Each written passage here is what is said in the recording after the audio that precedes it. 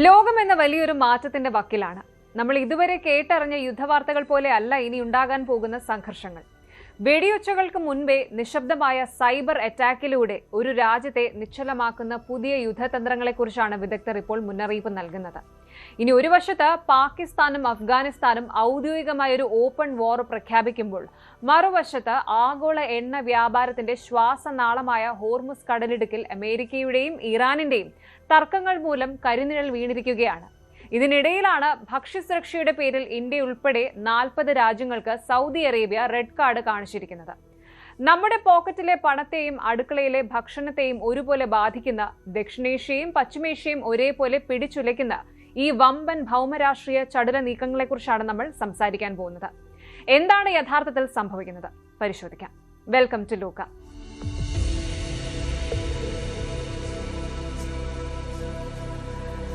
World war 3, മൂന്നാം ലോക മഹായുദ്ധം എങ്ങനെ ആയിരിക്കുമെന്ന് എപ്പോഴെങ്കിലും ചിന്തിച്ചിട്ടുണ്ടോ? മൂന്നാം ലോക മഹായുദ്ധം എന്ന് കേൾക്കുമ്പോൾ ആദ്യം മനസ്സിൽ വരുന്നത് വലിയ ബോംബ് സ്ഫോടനങ്ങളും മിസൈലുകളും ആണവായുധങ്ങളും ഒക്കെ ആയിരിക്കാം. എന്നാൽ വിദഗ്ധർ പറയുന്നത് മറ്റൊന്നാണ്.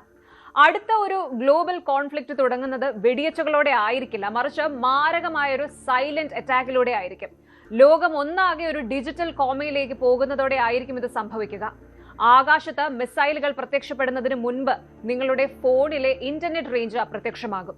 ഗൂഗിൾ മാപ്പ് വഴിതെറ്റിക്കും. ബാങ്ക് അക്കൗണ്ടുകൾ മരവിക്കും. നിങ്ങളുടെ വീടിന് മുന്നിലെ സ്ട്രീറ്റ് ലൈറ്റുകൾ എന്നേക്കുമായി അണയും. യുദ്ധം അതിർത്തിയിലല്ല, നമ്മുടെയൊക്കെ വീടിനുള്ളിലാകാൻ തുടങ്ങാൻ പോകുന്നത്. തോക്കുകളേക്കാൾ മാരകമായ ഒരു വൈറസ് അല്ലെങ്കിൽ ഒരു ബഗ് വഴി ലോകത്തെ എങ്ങനെ നിശ്ചലമാക്കാമെന്ന് ശത്രുരാജ്യങ്ങൾ പ്ലാൻ ചെയ്തു കഴിഞ്ഞു. രക്തം ചിന്താത്ത എന്നാൽ ശവപ്പറമ്പുകളേക്കാൾ ഭയാനകമായ നിശബ്ദ യുദ്ധതന്ത്രം എന്താണ്? അനലിസ്റ്റുകൾ ഭയപ്പെടുന്ന ആ 0 ഡേ അറ്റാക്കിനെ കുറിച്ച് നമുക്ക് സംസാരിക്കാം. ഇത് വെറും ഒരു യുദ്ധമല്ല, നമ്മൾ ഇന്ന് കാണുന്ന ലോകത്തിന്റെ അവസാനമായിരിക്കാം. സാധാരണ യുദ്ധങ്ങളിൽ സൈനികർ അതിർത്തികളിൽ ഏറ്റുമുട്ടുന്നു. എന്നാൽ ഇനി ഉണ്ടാകാൻ പോകുന്ന യുദ്ധത്തിൽ ഒന്നാം അംഗം നടക്കുന്നത് സൈബർ സ്പേസിലാണ്. പ്രമുഖ അനലിസ്റ്റ് സ്കോട്ട് ഷാക്കൽഫോർഡ് പറയുന്നത് യുദ്ധത്തിന്റെ ആദ്യ ലക്ഷ്യം നിങ്ങളുടെ ബാങ്ക് അക്കൗണ്ടുകളും ഇലക്ട്രിസിറ്റി ഗ്രിഡുകളും ആയിരിക്കുമെന്നാണ്. ജസ്റ്റ് ഒന്ന് ആലോചിച്ച് നോക്കൂ. ഒരു ദിവസം രാവിലെ നിങ്ങൾ എഴുന്നേൽക്കുന്നു, നിങ്ങളുടെ ഫോണിൽ റേഞ്ച് ഇല്ല, ഇന്റർനെറ്റ് വർക്ക് ചെയ്യുന്നില്ല, ATM-ൽ പോയാൽ കാശ് കിട്ടുന്നില്ല, കാർഡ് സ്വൈപ്പ് ചെയ്യാൻ പറ്റുന്നില്ല. കാരണം എന്തായിരിക്കും? ഒരു മാസീവ് സൈബർ അറ്റാക്ക്. ശത്രുരാജ്യം ആദ്യം ചെയ്യുന്നത് നമ്മുടെ ഡിജിറ്റൽ ബാക്ക് ബോൺ തകർക്കുക എന്നതാണ്. പണമില്ലാതെ ആശയവിനിമയം നടത്താൻ പറ്റാതെ ഒരു രാജ്യം മൊത്തം നിശ്ചലമാകും. ഇതിനെയാണ് ഇൻവിസിബിൾ വാർ എന്ന് വിളിക്കുന്നത്. ഒരു തുള്ളി രക്തം പോലും ചിന്താതെ ഒരു ജനതയെ ഒന്നാകെ പട്ടിണിയിലേക്കും പരിഭ്രാന്തിയിലേക്കും തള്ളിയിടാൻ ഈ ഡിജിറ്റൽ ബഗുകൾക്ക് സാധിക്കും. നമ്മുടെ ജീവിതം ഇന്ന് എത്രത്തോളം GPS-നെ ആശ്രയിച്ചാണെന്ന് നിങ്ങൾക്കറിയാമോ? നമ്മൾ വഴി അറിയാൻ മാത്രമല്ല GPS ഉപയോഗിക്കുന്നത്. ലോകത്തെ മുഴുവൻ ലോജിസ്റ്റിക്സും ഇതിലാണ് ഓടുന്നത്. ഇനി ഈ യുദ്ധത്തിന്റെ രണ്ടാം ഘട്ടത്തിൽ ശത്രുക്കൾ ചെയ്യാൻ പോകുന്നത് ഈ GPS സിഗ്നലുകൾ ജാം ചെയ്യുകയോ അല്ലെങ്കിൽ ഇതിൽ കൃത്രിമം കാണിക്കുകയോ ചെയ്യും. ഫലം എന്തായിരിക്കും? ആകാശത്ത് പറക്കുന്ന വിമാനങ്ങൾക്ക് വഴിതെറ്റുന്നു. കടലിലെ കൂറ്റൻ കപ്പലുകൾക്ക് എങ്ങോട്ട് പോകണമെന്ന് അറിയില്ല. ഇതിന്റെ നേരിട്ടുള്ള ആഘാതം വരുന്നത് നമ്മുടെ സൂപ്പർ മാർക്കറ്റുകളിലാണ്. സാധനങ്ങൾ എത്തുന്ന ട്രക്കുകൾ നിലയ്ക്കും. ഒരാഴ്ച കൊണ്ട് കടകളിൽ ഭക്ഷണ സാധനങ്ങളും മരുന്നുകളും തീരും. വികസിത രാജ്യങ്ങൾ പോലും ഈ ഘട്ടത്തിൽ തകർന്നു പോകും. ഈ ഘട്ടത്തിൽ യുദ്ധം അതിർത്തികളിൽ നിന്ന് മാറി ഓരോ വ്യക്തിയുടെയും സ്വീകരണ മുറിയിലേക്കും മൊബൈൽ ഫോണുകളിലേക്കും എത്തിച്ചേരും. യുദ്ധം തുടങ്ങിയ വിവരം പോലും കൃത്യമായി തിരിച്ചറിയാൻ കഴിയാത്ത വിധം വാർത്താവിനിമയ ഉപാധികൾ അപ്പോഴേക്കും തകർന്നിട്ടുണ്ടാകാം. ഒരു മിസൈൽ പോലും ഏൽക്കാതെ നഗരങ്ങൾ നരക തുല്യമാകും. ചിന്തിക്കാൻ പോലും വയ്യാത്ത അവസ്ഥയാകും. ഇനി നമുക്ക് കുറച്ചുകൂടി മുകളിലേക്ക് പോകാം.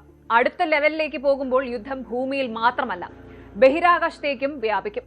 ഇന്ന് ഭൂമിയിലെ ഓരോ പ്രവർത്തനത്തെയും നിയന്ത്രിക്കുന്നതിൽ ബഹിരാകാശത്തുള്ള ഉപഗ്രഹങ്ങൾക്ക്, സാറ്റലൈറ്റ്സിന് വലിയ പങ്കുണ്ട്.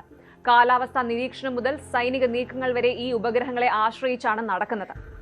വെന്റി വിറ്റ്മാൻ കോപ്പ് തുടങ്ങിയ സ്പേസ് ഡിപ്ലോമസി വിദഗ്ധർ മുന്നറിയിപ്പ് നൽകുന്നത് ആന്റി സാറ്റലൈറ്റ് ആയുധങ്ങളെ കുറിച്ചാണ്. ഇന്ന് ലോകരാജ്യങ്ങളുടെ പക്കൽ ലേസർ രശ്മികൾ ഉപയോഗിച്ച് ഉപഗ്രഹങ്ങളെ അന്ധമാക്കാനുള്ള ടെക്നോളജി ഉണ്ട്. വൻകിട വാണിജ്യ ഉപഗ്രഹങ്ങളും സൈനിക ഉപഗ്രഹങ്ങളും ലക്ഷ്യം വയ്ക്കുന്നതോടെ ഈ ലോകം ഇരുട്ടിലാകും. ശത്രുവിനെ ഇരുട്ടിലാക്കണമെങ്കിൽ അവരുടെ സാറ്റലൈറ്റുകൾ തകർക്കണം. എന്നാൽ ഇവിടെയാണ് ഏറ്റവും വലിയ ട്വിസ്റ്റ്. ബഹിരാകാശത്ത് ഒരു ഉപഗ്രഹം തകർത്താൽ അത് ആയിരക്കണക്കിന് ചെറിയ ചീളുകളായി മാറും.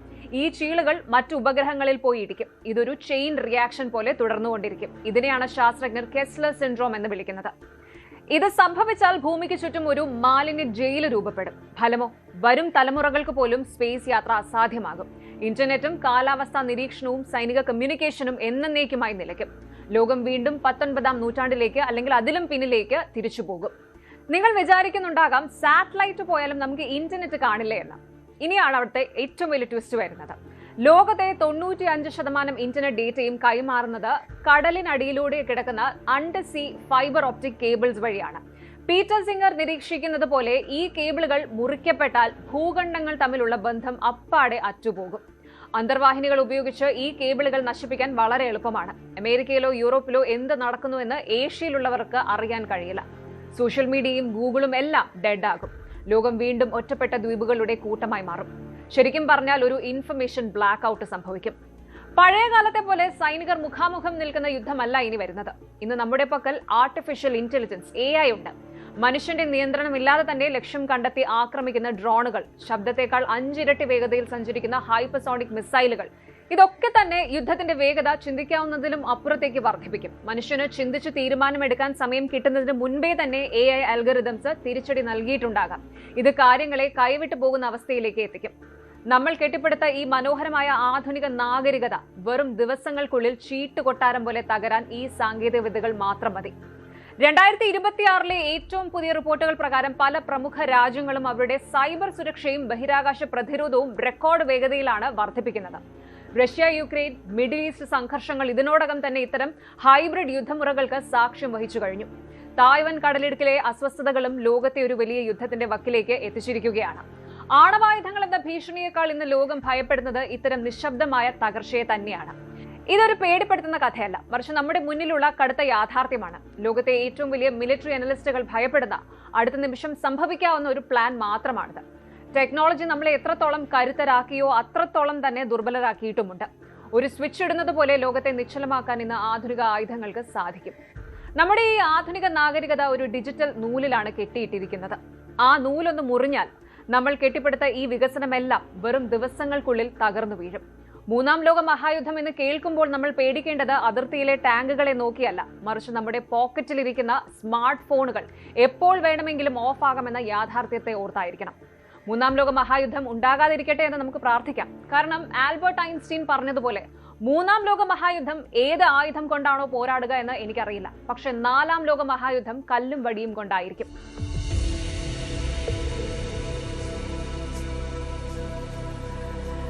ലോകം ഉറ്റുനോക്കുന്ന മറ്റൊരു യുദ്ധം. ആ യുദ്ധത്തിന്റെ കാഹളം നമ്മുടെ തൊട്ടടുത്ത് മുഴങ്ങിക്കഴിഞ്ഞു. ഒരു കാലത്ത് താലിബാനെ പോറ്റി വളർത്തിയ പാകിസ്ഥാൻ ഇന്ന് അതേ താലിബാനെതിരെ ബോംബുകൾ വർഷിക്കുകയാണ്.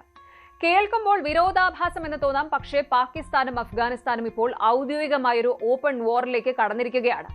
കഴിഞ്ഞ കുറച്ച് മണിക്കൂറുകളായി അഫ്ഗാനിസ്ഥാന്റെ തലസ്ഥാനമായ കാബൂളിലും കാണ്ഡഹാറിലും പാക് യുദ്ധവിമാനങ്ങൾ ബോംബുകൾ വർഷിക്കുകയാണ്. ഞങ്ങളുടെ ക്ഷമ നശിച്ചു, ഇനി നിങ്ങളുമായി യുദ്ധം മാത്രമെന്നാണ് പാക് പ്രതിരോധ മന്ത്രി ഖവാജ ആസിഫ് പ്രഖ്യാപിച്ചിരിക്കുന്നത്. മറുഭാഗത്ത് പാകിസ്ഥാന്റെ അഭിമാനമായ F-16 യുദ്ധവിമാനം തങ്ങൾ വെടിവെച്ചിട്ടു എന്ന അവകാശവാദവുമായി താലിബാൻ രംഗത്തെത്തിയിട്ടുണ്ട്. ഇതിന്റെ ദൃശ്യങ്ങൾ സോഷ്യൽ മീഡിയയിൽ വൈറലാണ്. എന്താണ് അതിർത്തിയിൽ സംഭവിക്കുന്നത്? പാകിസ്ഥാൻ നടത്തിയ ഓപ്പറേഷൻ ഗസബ് ഹക്ക് ലക്ഷ്യം കണ്ടു. താലിബാൻ പറയുന്നത് പോലെ 50-ലധികം പാക് സൈനികർ കൊല്ലപ്പെട്ടു. എന്തുകൊണ്ടാണ് ആയുധം നൽകി സഹായിച്ചവർ ഇന്ന് പരസ്പരം പോരടിക്കുന്നത്? ഈ സംഘർഷം ദക്ഷിണേഷ്യയുടെ സമാധാനം തകർക്കുമോ, അതോ പാകിസ്ഥാൻ എന്ന രാജ്യം അവർ തന്നെ കുഴിച്ച കുഴിയിൽ വീണോ? പരിശോധിക്കാം. എങ്ങനെയാണ് ഈ ഒരു സംഘർഷം ഇങ്ങനെ ഒരു ഘട്ടത്തിലേക്ക് കടന്നത്? എല്ലാം തുടങ്ങിയത് ഫെബ്രുവരി ആദ്യവാരത്തിൽ ഇസ്ലാമാബാദിലെ ഒരു മോസ്കിൽ, ഒരു പള്ളിയിൽ നടന്ന ഭീകരാക്രമണത്തോടെയാണ്. 30-ലധികം പേർ കൊല്ലപ്പെട്ട ആ ആക്രമണത്തിന് പിന്നിൽ അഫ്ഗാൻ മണ്ണിൽ ഒളിച്ചിരുന്ന ഭീകരരാണെന്ന് പാകിസ്ഥാൻ ആരോപിച്ചു. തുടർന്ന് ഫെബ്രുവരി 22-ന് പാകിസ്ഥാൻ അഫ്ഗാനിസ്ഥാനിലെ പക്തിക, നങ്കർഹാർ പ്രവിശ്യകളിൽ മിന്നലാക്രമണം നടത്തി. ഈ ആക്രമണത്തിൽ കുട്ടികളും സ്ത്രീകളും ഉൾപ്പെടെയുള്ള സിവിലിയന്മാർ കൊല്ലപ്പെട്ടതോടെ താലിബാൻ ഭരണകൂടം പ്രകോപിതരായി. ഇതിന് ഞങ്ങൾ പകരം ചോദിക്കുമെന്ന് താലിബാൻ വക്താവ് സബീഹുല്ല മുജാഹിദിന്റെ മുന്നറിയിപ്പ് വെറും വാക്കായിരുന്നില്ല എന്ന് ഇപ്പോഴത്തെ ഈ സംഭവങ്ങൾ തെളിയിക്കുന്നു. പാകിസ്ഥാൻ ഇപ്പോൾ അഫ്ഗാൻ അതിർത്തിക്കുള്ളിൽ കയറി വ്യോമാക്രമണം നടത്തുകയാണ്. എന്താണ് ഇതിന് കാരണമെന്ന് ചോദിച്ചാൽ ഒരൊറ്റ ഉത്തരമേയുള്ളൂ: TTP, തെഹ്രീക്ക്-ഇ-താലിബാൻ പാകിസ്ഥാൻ. നമ്മൾ കേൾക്കുന്ന അഫ്ഗാൻ താലിബാനിൽ നിന്ന് വ്യത്യസ്തമാണ് ഈ TTP എന്ന് പറയുന്നത്. പാകിസ്ഥാൻ സർക്കാരിനെ അട്ടിമറിച്ച് അവിടെ ശരീഅത്ത് നിയമം നടപ്പിലാക്കുക എന്നതാണ് ഇവരുടെ ഏക ലക്ഷ്യം. കഴിഞ്ഞ കുറെ മാസങ്ങളായി പാകിസ്ഥാനിലെ സുരക്ഷാ സേനയ്ക്ക് നേരെ നടക്കുന്ന ഭീകരാക്രമണങ്ങൾക്ക് പിന്നിൽ ഈ TTP ആണെന്ന് പാകിസ്ഥാൻ ഉറച്ചു വിശ്വസിക്കുന്നു. ഇനി ഇവിടുത്തെ ട്വിസ്റ്റ് എന്താണെന്ന് വെച്ചാൽ ഈ TTPക്ക് അഫ്ഗാനിസ്ഥാനിലെ താലിബാൻ ഭരണകൂടം താവളം ഒരുക്കുന്നു എന്നാണ് പാകിസ്ഥാന്റെ ആരോപണം. ഞങ്ങൾ വളർത്തിയ താലിബാൻ ഞങ്ങളെ തന്നെ തിരിഞ്ഞുകൊത്തുന്നു എന്ന ദയനീയ അവസ്ഥയിലാണ് ഇന്ന് പാകിസ്ഥാൻ ഉള്ളത്. ഇതിനെയാണ് ബ്ലോ ബാക്ക് എഫക്ട് എന്ന് വിശകലന വിദഗ്ധർ വിളിക്കുന്നത്. ഫെബ്രുവരി 26 വ്യാഴാഴ്ച രാത്രി താലിബാൻ അതിർത്തിയിൽ ഒരു വമ്പൻ സൈനിക നീക്കം നടത്തി. ഇതിനെ അവർ വിളിച്ചത് റിറ്റാലിയേറ്ററി ഓപ്പറേഷൻ എന്നാണ്. താലിബാൻ അവകാശപ്പെടുന്നത് പ്രകാരം ഏകദേശം 17 പാക് സൈനിക പോസ്റ്റുകൾ അവർ പിടിച്ചെടുത്തു. ഏറ്റവും ഞെട്ടിക്കുന്ന വിവരം എന്താണെന്ന് വെച്ചാൽ ഈ പോരാട്ടത്തിൽ 55 പാകിസ്ഥാൻ സൈനികർ കൊല്ലപ്പെട്ടു എന്നും ചിലരുടെ മൃതദേഹങ്ങൾ തങ്ങൾ അഫ്ഗാനിസ്ഥാനിലേക്ക് കൊണ്ടുപോയി എന്നുമാണ് താലിബാൻ പ്രതിരോധ മന്ത്രാലയം പറയുന്നത്. ചില പാക് സൈനികരെ ഞങ്ങൾ ജീവനോടെ പിടികൂടിയെന്നും അവർ അവകാശപ്പെടുന്നുണ്ട്. എന്നാൽ പാകിസ്ഥാൻ ഇത് പൂർണ്ണമായി നിഷേധിച്ചു. വെറും 2 സൈനികരെ മാത്രമേ തങ്ങൾക്ക് നഷ്ടപ്പെട്ടിട്ടുള്ളൂ എന്നാണ് ഇസ്ലാമാബാദിന്റെ വാദം. ആര് പറയുന്നതാണ് സത്യമെന്ന് ഇപ്പോഴും ഒരു മിസ്റ്ററിയായി തന്നെ തുടരുകയാണ്. താലിബാന്റെ ഈ നീക്കത്തിന് പാകിസ്ഥാൻ നൽകിയ മറുപടി അങ്ങേയറ്റം മാരകമായിരുന്നു. ഫെബ്രുവരി 27 വെള്ളിയാഴ്ച പുലർച്ചെ പാക് വ്യോമസേന കാബൂളിലെയും കാന്തഹാറിലെയും താലിബാൻ മിലിറ്ററി കേന്ദ്രങ്ങൾ ലക്ഷ്യമിട്ട് കനത്ത ബോംബിംഗ് നടത്തി. പാകിസ്ഥാൻ ഇൻഫർമേഷൻ മിനിസ്റ്റർ അതാവുല്ല തറാർ പറയുന്നത് ഈ ആക്രമണത്തിൽ 133 താലിബാൻ പോരാളികളെ കൊലപ്പെടുത്തിയെന്നാണ്. കാബൂൾ നഗരത്തിൽ ഇന്ന് പുലർച്ചെ 2:30 വൻ സ്ഫോടന ശബ്ദങ്ങൾ കേട്ടതായി അന്താരാഷ്ട്ര മാധ്യമങ്ങൾ റിപ്പോർട്ട് ചെയ്തിട്ടുണ്ട്.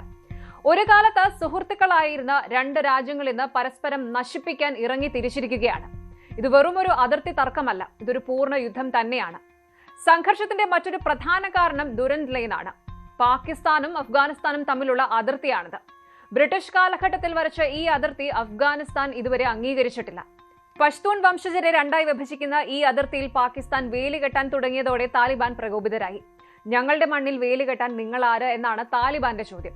പലപ്പോഴും അതിർത്തിയിൽ പാക് സൈനികരും താലിബാൻ പോരാളികളും തമ്മിൽ നേരിട്ടുള്ള വെടിവെപ്പുകൾ നടക്കുന്നു. ശരിക്കും ഇത് കേവലം ഒരു ഭീകരവാദ പ്രശ്നമല്ല, മറിച്ച് 2 രാജ്യങ്ങൾ തമ്മിലുള്ള അതിർത്തി തർക്കമായി മാറിയിരിക്കുകയാണ്. പാകിസ്ഥാന്റെ ഇന്നത്തെ അവസ്ഥ നമുക്കറിയാം. രാജ്യം വലിയ സാമ്പത്തിക പ്രതിസന്ധിയിലാണ്. പണപ്പെരുപ്പവും കടക്കെണിയും കൊണ്ട് പൊറുതിമുട്ടുന്ന പാകിസ്ഥാന് ഒരു യുദ്ധം താങ്ങാനുള്ള കരുത്തുണ്ടോ എന്നാണ് ലോകം ഉറ്റുനോക്കുന്നത്. ഈ ഒരു സാഹചര്യത്തിലും അഫ്ഗാനിസ്ഥാനെതിരെ നീങ്ങുന്നത് എന്തുകൊണ്ടാണ്? ഇവിടെയാണ് പാക് സൈന്യത്തിന്റെ തന്ത്രം. ആഭ്യന്തര പ്രശ്നങ്ങളിൽ നിന്ന് ജനശ്രദ്ധ തിരിക്കാൻ ഒരു വിദേശ ശത്രുവിനെ കണ്ടെത്തുക എന്നത് പാകിസ്ഥാന്റെ വളരെ പഴയ തന്ത്രമാണ്. എന്നാൽ ഇത്തവണ അത് അല്പം കടന്നുപോയി എന്ന് പറയണം. അഫ്ഗാൻ മണ്ണിൽ കയറി പാക് വിമാനങ്ങൾ ബോംബിട്ടതോടെ താലിബാൻ തിരിച്ചടിച്ചു. പാകിസ്ഥാൻ അതിർത്തിയിലെ ചെക്ക് പോസ്റ്റുകൾക്ക് നേരെ താലിബാൻ കനത്ത ആക്രമണമാണ് നടത്തിയിരിക്കുന്നത്. ഇന്ന് അഫ്ഗാൻ അതിർത്തി ഒരു യുദ്ധക്കളമായി. ഇതിനിടയിലാണ് സോഷ്യൽ മീഡിയയെ പിടിച്ചുകുലുക്കിയ ആ വീഡിയോ വരുന്നത്. പാകിസ്ഥാന്റെ അമേരിക്കൻ നിർമ്മിത F-16 വിമാനം താലിബാൻ വെടിവെച്ചിട്ടു എന്നായിരുന്നു വാർത്ത. വിമാനത്തിന്റെ ചിറകിൽ പാകിസ്ഥാൻ പതാകയും 85510 എന്ന സീരിയൽ നമ്പറും വ്യക്തമായി കാണുന്ന അവശിഷ്ടങ്ങളുടെ ദൃശ്യങ്ങൾ താലിബാൻ അനുകൂല ഹാൻഡിലുകൾ പങ്കുവച്ചു. എന്നാൽ അന്താരാഷ്ട്ര ഡിഫൻസ് അനലിസ്റ്റുകൾ പറയുന്നത് ഈ വീഡിയോ വ്യാജമാകാനാണ് സാധ്യത എന്നാണ്. വിമാനത്തിന്റെ അവശിഷ്ടങ്ങൾ കണ്ടാൽ അത് F-16 വലുപ്പമായി യോജിക്കുന്നില്ല എന്നും ഇതൊരു പഴയ വീഡിയോ ആകാനാണ് സാധ്യത എന്നും വിദഗ്ധർ പറയുന്നുണ്ട്. പാകിസ്ഥാൻ ഇതുവരെ ഒരു വിമാനവും തങ്ങൾക്ക് നഷ്ടപ്പെട്ടിട്ടില്ല എന്ന് ആവർത്തിക്കുന്നുണ്ട്. എങ്കിലും താലിബാൻ ഇത്തരമൊരു അവകാശവാദം ഉന്നയിക്കുന്നത് പാക് സൈന്യത്തിന്റെ ആത്മവീര്യം തകർക്കാൻ വേണ്ടിയുള്ള ഒരു ഇൻഫർമേഷൻ വാർഫെയർ കൂടിയാണ്. ഈ യുദ്ധം ലോകരാജ്യങ്ങളെ വലിയ ആശങ്കയിലാക്കിയിട്ടുണ്ട്. റഷ്യയും ഇറാനും ഇതിനോടകം തന്നെ മധ്യസ്ഥതയ്ക്ക് തയ്യാറാണെന്ന് അറിയിച്ചു കഴിഞ്ഞു. ഈ 2 അയൽ രാജ്യങ്ങൾ തമ്മിൽ പോരടിക്കുന്നത് മേഖലയിലെ സമാധാനം പൂർണ്ണമായും തകർക്കും. ഇവിടെ പ്രധാനി ചൈനയാണ്. പാകിസ്ഥാനിലെ ചൈനീസ് നിക്ഷേപങ്ങൾക്കും, അതായത് ചൈന പാകിസ്ഥാൻ ഇക്കണോമിക് കോറിഡോർ പോലുള്ളവയ്ക്കും ചൈനീസ് പൗരന്മാർക്കും നേരെ TTP ആക്രമണം നടത്തുന്നുണ്ട്. ഇത് ചൈനയെ വല്ലാതെ ചൊടിപ്പിക്കുന്നുണ്ട്. TTP അടിച്ചമർത്താൻ ചൈന പാകിസ്ഥാന് മേൽ വലിയ സമ്മർദ്ദം ചെലുത്തുന്നുണ്ട്. അതുപോലെ തന്നെ അമേരിക്കയും ഈ സാഹചര്യം സസൂക്ഷ്മം നിരീക്ഷിക്കുന്നുണ്ട്. അഫ്ഗാനിസ്ഥാനിൽ നിന്ന് പിന്മാറിയെങ്കിലും അവിടുത്തെ ഭീകരവാദ ഗ്രൂപ്പുകൾ പാകിസ്ഥാനെ ലക്ഷ്യം വെക്കുന്നത് അമേരിക്കയ്ക്ക് ഒരു പരിധിവരെ തങ്ങളുടെ താൽപര്യങ്ങൾ സംരക്ഷിക്കാൻ സഹായകമായേക്കാം. പണ്ട് അമേരിക്കയെ ചതിച്ച് താലിബാനെ സഹായിച്ച പാകിസ്ഥാനോട് അമേരിക്കയ്ക്ക് ഇപ്പോൾ വലിയ സഹതാപം ഒന്നുമില്ല എന്നതാണ് വാസ്തവം. ഇനി ഇന്ത്യയെ സംബന്ധിച്ചിടത്തോളം ഇത് വളരെ നിർണായകമായ ഒരു ഘട്ടമാണ്. പാകിസ്ഥാൻ തങ്ങളുടെ പടിഞ്ഞാറൻ അതിർത്തിയിൽ കുരുങ്ങിക്കിടക്കുന്നത് ഇന്ത്യക്ക് സൈനികപരമായി ചെറിയൊരു ആശ്വാസം തന്നെയാണ്. കാരണം പാക് സൈന്യത്തിന്റെ ശ്രദ്ധ മുഴുവൻ ഇപ്പോൾ അഫ്ഗാനിലേക്കും TTPയിലേക്കും തിരിഞ്ഞിരിക്കുകയാണ്. എങ്കിലും അഫ്ഗാനിസ്ഥാനിലെ അസ്ഥിരത മേഖലയിൽ ISIS-K പോലുള്ള ഗ്രൂപ്പുകൾക്ക് വളരാൻ അവസരം നൽകുമോ എന്ന ആശങ്ക ഇന്ത്യക്കുണ്ട്. അതുകൊണ്ട് തന്നെ വളരെ ശ്രദ്ധയോടെയാണ് ഇന്ത്യ ഈ നീക്കങ്ങളെ നോക്കിക്കാണുന്നത്. ഏറ്റവും പുതിയ വിവരങ്ങൾ പ്രകാരം ഡ്യൂറന്റ് ലൈനിലെ പല അതിർത്തി പോസ്റ്റുകളും ഇപ്പോഴും പുകയുകയാണ്. പാകിസ്ഥാൻ തങ്ങളുടെ എല്ലാ വ്യോമസേനാ താവളങ്ങളും ഹൈ അലേർട്ടിലേക്ക് മാറ്റിയിട്ടുണ്ട്. താലിബാനും പിന്മാറാൻ തയ്യാറല്ല. ഞങ്ങൾ ലോകശക്തികളെ തോൽപ്പിച്ചവരാണ്. പാകിസ്ഥാൻ ഞങ്ങൾക്കൊരു വെല്ലുവിളിയല്ല എന്നാണ് താലിബാൻ കമാൻഡർമാർ പറയുന്നത്. ഖത്തറും സൗദി അറേബ്യയും നടത്തിയ സമാധാന ശ്രമങ്ങളെല്ലാം ഇപ്പോൾ പരാജയപ്പെട്ട മട്ടാണ്. പാക് പ്രധാനമന്ത്രി ഷെഹബാസ് ഷെരീഫും സൈനിക മേധാവി അസീം മുനീറും വലിയ പ്രതിസന്ധിയിലാണ് എന്ന് വേണം പറയാൻ. അഫ്ഗാനുമായി ഒരു പൂർണ്ണ യുദ്ധത്തിലേക്ക് പോയാൽ പാകിസ്ഥാന്റെ തകർച്ച പൂർണ്ണമാകും. എന്നാൽ ആക്രമണം നിർത്തിയാൽ TTP പാകിസ്ഥാനെ വിഴുങ്ങുകയും ചെയ്യും. ചെകുത്താന്റെയും കടലിന്റെയും ഇടയിൽ എന്ന അവസ്ഥയിലാണ് ഇപ്പോൾ പാകിസ്ഥാൻ. അപ്പോൾ കാര്യങ്ങൾ വ്യക്തമാണ്. ഭീകരവാദത്തെ ഒരു രാഷ്ട്രീയ ആയുധമായി ഉപയോഗിച്ച പാകിസ്ഥാന് ഇന്ന് അതേ ആയുധം കൊണ്ട് മുറിവേൽക്കുകയാണ്. ഈ യുദ്ധം പാകിസ്ഥാന്റെ ഭൂപടം മാറ്റി വരയ്ക്കുമോ അതോ താലിബാൻ ഭരണകൂടത്തിന്റെ അന്ത്യം കുറിക്കുമോ? വരും ദിവസങ്ങൾ ഇതിന് ഉത്തരം നൽകും. വിതച്ചതേ കൊയ്യൂ എന്ന പഴഞ്ചൊല്ല് പാകിസ്ഥാന്റെ കാര്യത്തിൽ അനർത്ഥമായിരിക്കുന്നു. അത്രയുള്ള കാര്യം.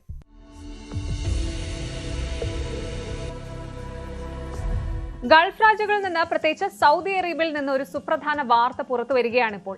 ഇന്ത്യ ഉൾപ്പെടെയുള്ള ലോകത്തിലെ 40 പ്രമുഖ രാജ്യങ്ങളിൽ നിന്ന് കോഴിയിറച്ചിക്കും മുട്ടയ്ക്കും സൗദി അറേബ്യ പൂർണ്ണമായ നിരോധനം ഏർപ്പെടുത്തിയിരിക്കുകയാണ്.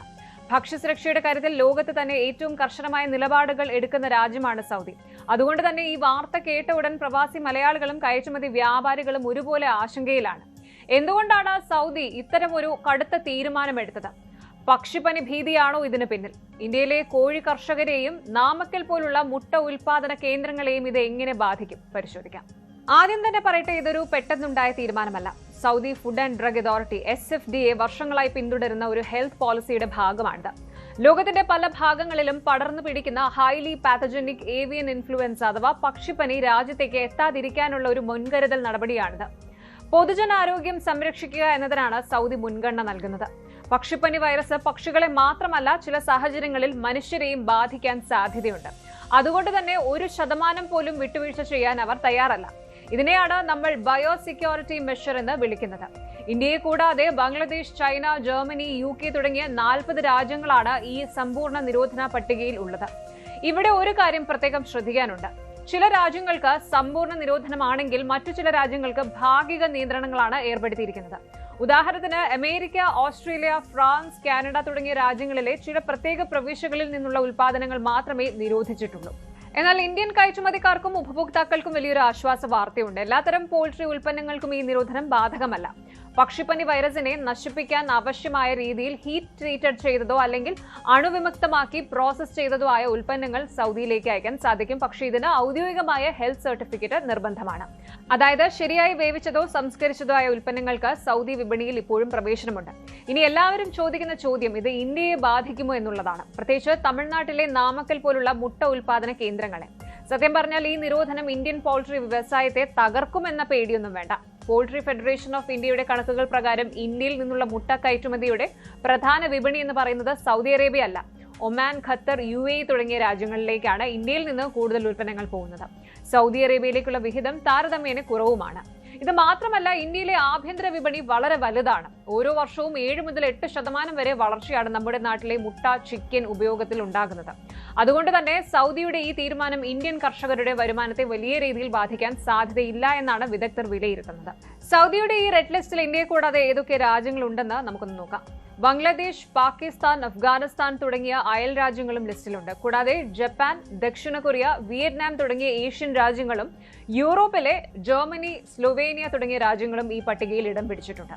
പക്ഷിപ്പനി എന്നത് ഇന്ന് വെറും ഒരു മൃഗരോഗമല്ല, മറിച്ച് ആഗോള വ്യാപാരത്തെ നിയന്ത്രിക്കുന്ന ഒരു ഫാക്ടറായി മാറിയിരിക്കുന്നു. അന്താരാഷ്ട്ര മൃഗരോഗ റിപ്പോർട്ടുകൾ അനുസരിച്ചാണ് സൗദി ഈ ലിസ്റ്റ് പുതുക്കുന്നത്. രോഗഭീതി മാറിയാൽ ഉടൻ തന്നെ നിരോധനം നീക്കാറുമുണ്ട്. മുൻപ് ഡെൻമാർക്കിന്റെ കാര്യത്തിൽ ഇത് നമ്മൾ കണ്ടതാണ്. 2026 തുടക്കത്തിൽ പല രാജ്യങ്ങളിലും പക്ഷിപ്പനിയുടെ പുതിയ വകഭേദങ്ങൾ റിപ്പോർട്ട് ചെയ്യപ്പെട്ട സാഹചര്യത്തിലാണ് സൗദി ഈ നിയന്ത്രണങ്ങൾ കൂടുതൽ കർശനമാക്കിയത്. സൗദിയിലെ ആഭ്യന്തര ഉൽപ്പാദനം വർദ്ധിപ്പിക്കാനും സ്വയം പര്യാപ്തത കൈവരിക്കാനുമുള്ള വിഷൻ 2030യുടെ ഭാഗമായുള്ള നീക്കങ്ങളും ഇതിന് പിന്നിലുണ്ടെന്ന് ചില സാമ്പത്തിക വിദഗ്ധർ നിരീക്ഷിക്കുന്നുണ്ട്. എന്തായാലും ഭക്ഷ്യസുരക്ഷയുടെ കാര്യത്തിൽ ഒരു വിട്ടുവീഴ്ചയ്ക്കും തയ്യാറല്ല എന്ന സന്ദേശമാണ് സൗദി നൽകുന്നത്. ചുരുക്കത്തിൽ സൗദി അറേബ്യയുടെ ഈ തീരുമാനം ആഗോള പൗൾട്രി വിപണിയിൽ ചെറിയ ചലനങ്ങൾ ഉണ്ടാക്കുമെങ്കിലും ഇന്ത്യയെ സംബന്ധിച്ചിടത്തോളം ഇത് വലിയൊരു പ്രതിസന്ധിയല്ല. എന്നാൽ കയറ്റുമതി ചെയ്യുന്ന ഉൽപ്പന്നങ്ങളുടെ ഗുണനിലവാരം വർദ്ധിപ്പിക്കേണ്ടതിന്റെയും രോഗവിമുക്തമായ ഫാമുകൾ ഉറപ്പാക്കേണ്ടതിന്റെയും ആവശ്യകത ഇത് നമ്മെ ഓർമ്മിപ്പിക്കുന്നു.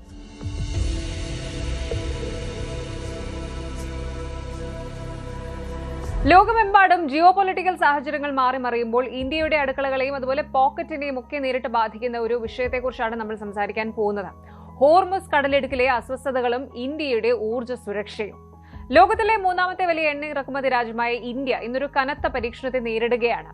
പശ്ചിമേഷ്യയിലെ യുദ്ധകാഹളങ്ങൾക്കിടയിൽ ആഗോള എണ്ണ വ്യാപാരത്തിന്റെ നട്ടെല്ല് ഹോർമുസ് കടലിടുക്ക് വീണ്ടും പുകയുകയാണ്. നിങ്ങൾക്കറിയാമോ, നമ്മൾ ഇന്ന് ഉപയോഗിക്കുന്ന പെട്രോളിന്റെയും ഡീസലിന്റെയും പകുതിയോളം വരുന്നത് ഈ ഇടുങ്ങിയ കടൽപാത വഴിയാണ്. അവിടെ ഒരു ചെറിയ തടസ്സമുണ്ടായാൽ പോലും ഇന്ത്യയുടെ സാമ്പത്തിക അടിത്തറ ഇളകും. ട്രംപ് ഭരണകൂടത്തിന്റെ പുതിയ നയങ്ങളും റഷ്യൻ എണ്ണയ്ക്കുമേലുള്ള കർശന നിയന്ത്രണങ്ങളും ഇന്ത്യയെ വല്ലാത്തൊരു പ്രതിസന്ധിയിൽ എത്തിച്ചിരിക്കുകയാണ്. എന്താണ് ശരിക്കും ഹോർമുസിൽ സംഭവിക്കുന്നത്? ഇന്ത്യയുടെ എനർജി സെക്യൂരിറ്റി അപകടത്തിലാണോ? നോക്കാം. ആദ്യം നമുക്ക് ഈ ജിയോഗ്രാഫിക്കൽ ലൊക്കേഷൻ ഒന്ന് നോക്കാം. പേർഷ്യൻ ഗൾഫിനും ഒമാൻ കടലിടുക്കിനും ഇടയിലുള്ള വളരെ ഇടുങ്ങിയ ഒരു പാതയാണിത്. ലോകത്തെ മൊത്തം എണ്ണ ഉപഭോഗത്തിന്റെ 20% കടന്നു പോകുന്നത് ഈ വഴിയിലാണ്. Saudi Arabia, Kuwait, Iraq, UAE തുടങ്ങിയ രാജ്യങ്ങളിൽ നിന്നുള്ള എണ്ണ കപ്പലുകൾക്ക് ഈ ഒരു പാതയല്ലാതെ വേറെ എളുപ്പവഴികളില്ല. ഇന്ത്യയെ സംബന്ധിച്ചിടത്തോളം ഈ വർഷം ഫെബ്രുവരിയിലെ കണക്കുകൾ ഞെട്ടിക്കുന്നതാണ്. ഈ കണക്കുകൾ പ്രകാരം ഇപ്പോൾ പ്രതിദിനം 26 ലക്ഷം ബാരൽ എണ്ണയാണ് ഹോർമുസ് വഴി ഇന്ത്യയിലേക്ക് വരുന്നത്. അതേസമയം കഴിഞ്ഞ വർഷം ഇത് 20 ലക്ഷം മാത്രമായിരുന്നു. അപ്പോൾ അത് സൂചിപ്പിക്കുന്നത് നമ്മുടെ ആശ്രിതത്വം കുത്തനെ കൂടിയിരിക്കുന്നു എന്നാണ്. ഇവിടെയാണ് യഥാർത്ഥ ട്വിസ്റ്റ് വരുന്നത്.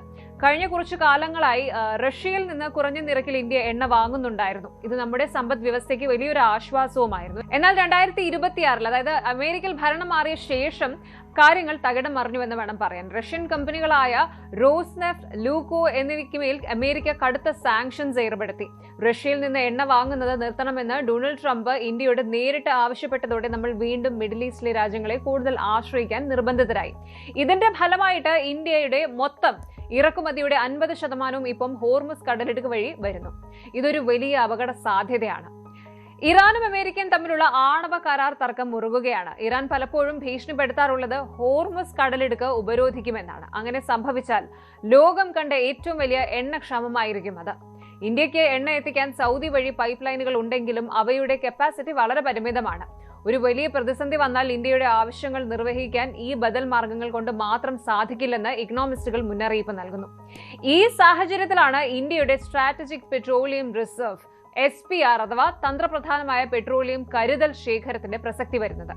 നിലവിൽ 5.3 ദശലക്ഷം അതായത് 53 ലക്ഷം ടൺ എണ്ണ സൂക്ഷിക്കാനുള്ള ശേഷി നമുക്കുണ്ട്. ഇത് ഏകദേശം 74 ദിവസത്തെ നമ്മുടെ ആവശ്യങ്ങൾക്ക് മതിയാകും. എന്നാൽ ഇന്റർനാഷണൽ എനർജി ഏജൻസിയുടെ നിർദ്ദേശപ്രകാരം ഇത് 90 ദിവസമെങ്കിലും ആയിരിക്കണമെന്നാണ്. ചണ്ഡീഖോൾ, പാദൂർ എന്നിവിടങ്ങളിൽ പുതിയ സംഭരണശാലകൾ പണിയാനുള്ള ശ്രമത്തിലാണ് കേന്ദ്ര സർക്കാർ. എങ്കിലും അന്താരാഷ്ട്ര വിപണിയിൽ എണ്ണവില വർദ്ധിക്കുന്നത് ഇന്ത്യക്ക് വലിയ തലവേദന തന്നെയാണ്. നിലവിൽ ബാരലിന് $71 എന്ന നിരക്കിലാണ് എണ്ണവില. ഹോർമുസിൽ ഒരു വെടിയൊച്ച കേട്ടാൽ പോലും ഇത് $100 കടക്കും. അങ്ങനെ വന്നാൽ ഇന്ത്യയിൽ പെട്രോൾ വില 120-130 രൂപ എന്ന നിരക്കിലേക്ക് കുതിച്ചുയരാം. നമ്മൾ എണ്ണ വാങ്ങുക മാത്രമല്ല ചെയ്യുന്നത്, ശുദ്ധീകരിച്ച പെട്രോളിയം ഉൽപ്പന്നങ്ങൾ എക്സ്പോർട്ട് ചെയ്യുന്ന ഒരു വലിയ ഹബ്ബാണ് ഇന്ത്യ. ഈ ഉൽപ്പന്നങ്ങൾ ആഫ്രിക്കയിലേക്കും പശ്ചിമേഷ്യയിലേക്കും അയക്കുന്നതും ഇതേ ഹോർമുസ് പാതയിലൂടെയാണ്. കപ്പൽ ഗതാഗതം തടസ്സപ്പെട്ടാൽ ചരക്കുകൂലി വർദ്ധിക്കും, ഇൻഷുറൻസ് തുക കുതിച്ചുയരും. ഇത് ആത്യന്തികമായി ഇന്ത്യൻ രൂപയുടെ മൂല്യം ഇടിയുന്നതിനും വ്യാപാര കമ്മി വർദ്ധിക്കുന്നതിനും കാരണമാകും. അതായത് ഒരു സാധാരണക്കാരനെ സംബന്ധിച്ചിടത്തോളം അരിക്കും പച്ചക്കറിക്കും ഉൾപ്പെടെ വില കൂടും എന്നർത്ഥം. ഇനി ഈ പ്രതിസന്ധിയിൽ നിന്ന് രക്ഷപ്പെടാൻ ഇന്ത്യക്ക് മുന്നിൽ എന്തൊക്കെ വഴികളാണുള്ളത് എന്ന് പരിശോധിക്കാം. ഒന്നാമതായി ഊർജ്ജ വൈവിധ്യവൽക്കരണം. നൈജീരിയ, ബ്രസീൽ, കംബോഡിയ തുടങ്ങിയ രാജ്യങ്ങളിൽ നിന്ന് എണ്ണ എത്തിക്കുക. എന്നാൽ ഇതിന് ട്രാൻസ്പോർട്ടേഷൻ ചെലവ് കൂടും. ഇനി രണ്ടാമത്തേത് നയതന്ത്രം. അതായത് റഷ്യയുമായും അമേരിക്കയുമായും ഒരേ സമയം ചർച്ചകൾ നടത്തി ബാലൻസിംഗ് ആക്ട് തുടരുക.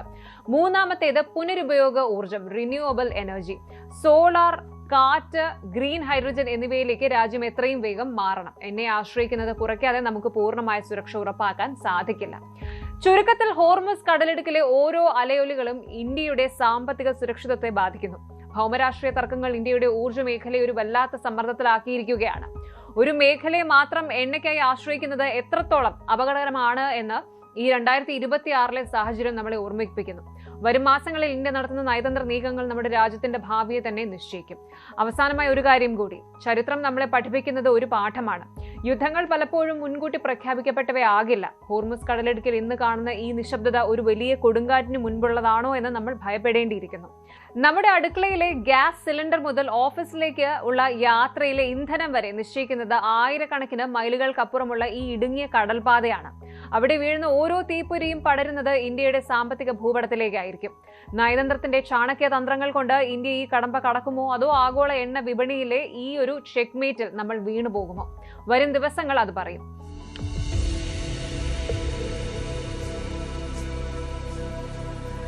ചുരുക്കത്തിൽ ഉപരോധങ്ങളുടെയും യുദ്ധങ്ങളുടെയും ഒരു ലോകത്താണ് നമ്മൾ നിൽക്കുന്നത്.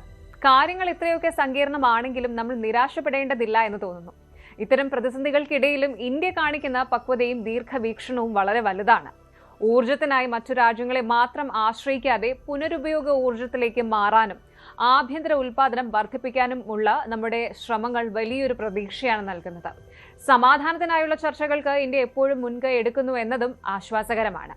വെല്ലുവിളികൾ എത്ര വലുതാണെങ്കിലും ഒത്തൊരുമയോടെ നമ്മൾ അതിനെ മറികടക്കും. ഓരോ വെല്ലുവിളിയും നമ്മെ കൂടുതൽ സ്വയം പര്യാപ്തരാക്കാനാണ് ശ്രമിക്കുന്നത്. ലോകം പുകയുമ്പോഴും വിവേകത്തോടെയുള്ള നിയന്ത്രണം കൊണ്ട് ഇന്ത്യ ഈ കടമ്പകളെല്ലാം മറികടക്കുമെന്ന് നമുക്ക് പ്രത്യാശിക്കാം. Good night.